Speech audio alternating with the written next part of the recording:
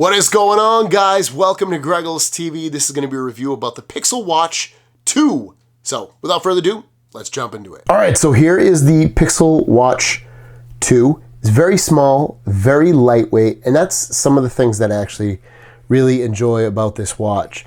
It is easy to put on my wrist. I have no problem with putting this wrist strap on my wrist. Sometimes I've had other Samsung watches, and they've been a little bit of trying to get this on. The first one I didn't have any problems either, so it worked fantastic in that regard. That's what it looks like on my wrist. It's kind of a small watch. It's only 41 millimeters, so if you have a big hand and arm, it might look a little bit ridiculous, but otherwise it fits great, looks great. Look and feel, it's one of my favorite things I love about this watch is it just is so lightweight. You forget you have it on, it's comfortable, and it's easy to use overall. So swiping over, you can set this through the app, but I have my contacts, I have my addresses if I want to set those, I have my weather. I can add actions for Google Assistant or just tap that if I want. This brings me home. This also will, there's a crown here that you can rotate. Swiping down, you have all kinds of different actions for quick toggles that you have here. You can lower the brightness or raise the brightness. You put it into bedtime mode or turn your notifications off or go into settings here, and you can come in here and again, just a lot of those same kind of features and turn off features and turn things on. You have your sounds, your vibrations, battery mode, or battery life, I should say. Can check for updates in here. So all that stuff is really easy to use watch. Swiping up from the bottom, you get your notifications on here and you can swipe them away, or I can tap into it to go into it. Now, some of these, not this one, but sometimes my security cameras will give me a picture of what's going on. Swiping over from the right to the left gives me my tiles of certain things that I have going on here. So kind of helpful. And you can choose different watch faces if you press and hold. This will give you different watch faces. You can hit the pencil below it to set it up if you want. So very easy to use, very reminiscent of other Android watches as well when you use this thing. Let me go back. Where's my little Christmas Claus here? There you go. My little Santa Claus thing. Love that. Fluidity, it's super smooth. No problems with anything, responding to things. Everything I use in this is really good. If you press the crown in once, you get all of your apps, and you can go into any of these apps that you want. Let's just say I want to go into my home app, which is going to be all my smart stuff, since this runs Google.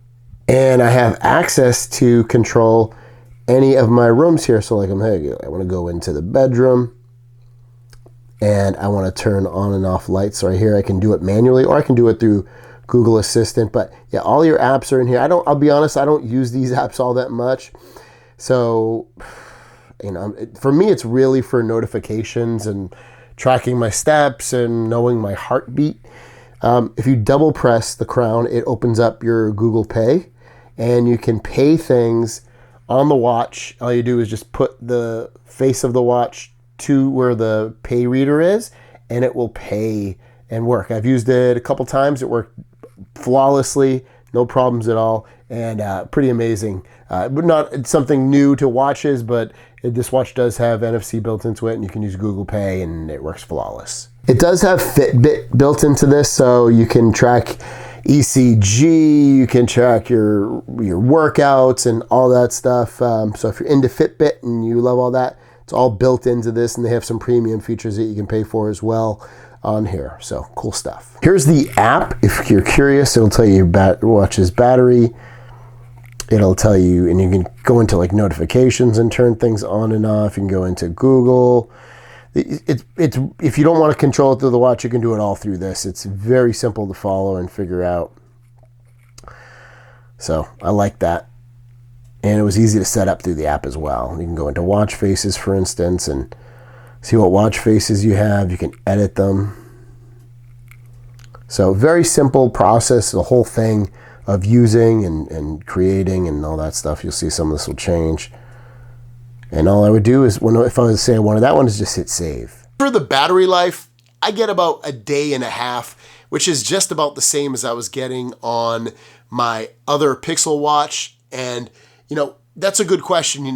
Jumping from Pixel Watch 1 to Pixel Watch 2, if you're just using it for like basic tracking of your health and notifications and, controlling your phone a little bit, don't upgrade. But if you want some extra health sensors built in there that you might want, ECG, that kind of stuff, slightly better performance day to day, and a little bit better battery life, then it should upgrade.